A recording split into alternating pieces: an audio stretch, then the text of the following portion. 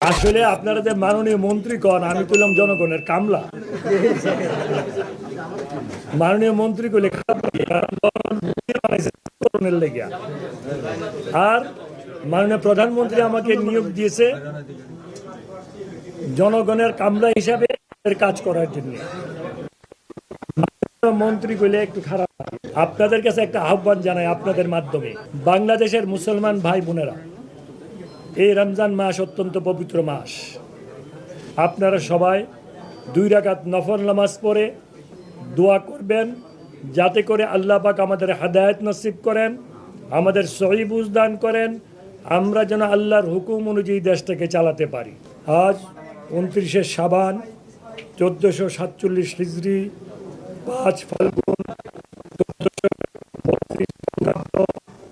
18 ফেব্রুয়ারি বুধবার সন্ধ্যায় ইসলামী ফাউন্ডেশন বাইতুল মুকাররম সভাকক্ষে জাতীয় কমিটির সভাপতি হয়। সভায় 1947 হিজরি সালের পবিত্র রমজান মাসের 1447 হিজরি সালের পবিত্র রমজান মাসের সম্পর্কে সকল জেলা প্রশাসক, ইসলামী ফাউন্ডেশনের প্রধান কার্যালয়, বিভাগীয় জেলা কার্যালয় সমূহ, বাংলাদেশ আবহাওয়া অধিদপ্তর এবং মহাকাশ ও গবেষণা এবং দূর অনুধাবন প্রতিষ্ঠান হতে তথ্য নিয়ে পর্যালোচনা করে দেখা যায় যে বাংলাদেশের আকাশে পবিত্র রমজান মাসের চাঁদ দেখা দিয়েছে। অবস্থায় আগামী 6 ফাল্গুন 1432 বঙ্গাব্দ 19 ফেব্রুয়ারি 2026 খ্রিস্টাব্দ বৃহস্পতিবার থেকে 1447 শুরু হবে আলহামদুলিল্লাহ। আগামী 26 রমজান 1447 হিজরি 2 চৈত্র 1432 বঙ্গাব্দ 16 মার্চ 2026 তারিখ সোমবার দিবারাত্রে হবে ইনশাআল্লাহ। আল্লাহ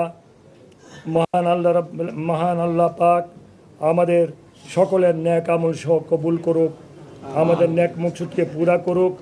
আল্লাহ পাক যে উদ্দেশ্যে, যেই কারণে আমাদেরকে সরকারে নিয়েছেন, সেই কারণ হলো দেশের মানুষের খেদমত করা, দেশ থেকে দুর্নীতি দূর করা, দেশ থেকে অন্যায় অত্যাচার দূর করা, দেশ থেকে মদ, জুয়া, ফেন্সিডিল, হিরোইন প্রচলনকে দূর করা।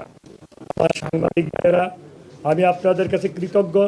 আমি আপনাদের কাছে কৃতজ্ঞ জানানোর ভাষা না, যে আপনারা এত কষ্ট করে, এত সময় করে আপনারা সেখানে উপস্থিত হয়েছেন।